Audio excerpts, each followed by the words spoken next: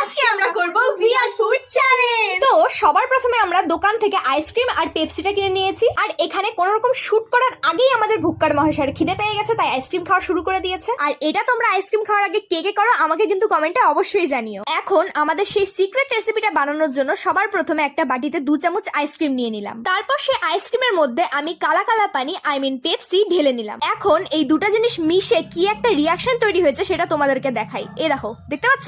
নাও এবার ভালো করে দেখো। দেখে মনে হচ্ছে না কোন একটা অতীব জঘন্য জিনিস? তাই এটা মুখে দেওয়ার আগে ভগবানকে একটু প্রণাম করে নিলাম আর কি। তারপর আমাদের বানানো এই সিক্রেট রেসিপিটা মুখে দিতে আমি জাস্ট চমকে যাই, আর তার কারণটা হচ্ছে এটা খেতে সত্যি খুব ভালো ছিল গাইস। তোমরা টেস্ট করার জন্য একদিন ট্রাই করে দেখতেই পারো। তারপরে আমি আমার বান্ধবীকে ডাকি এটা টেস্ট করার জন্য, কিন্তু ও এসে খেয়ে বলে যে ও নাকি কোনো টেস্টই পাচ্ছিল না। দূর, তোকে খেতে হবে না, আমি খেয়ে নিচ্ছি। তো চলো আজকের ভিডিওটা আমি এখানেই শেষ করছি। তোমরা নেক্সট চ্যালেঞ্জটা কমেন্টে জানিয়ে দিও, আর চ্যানেলটাকে সাবস্ক্রাইব করে দিও। টাটা।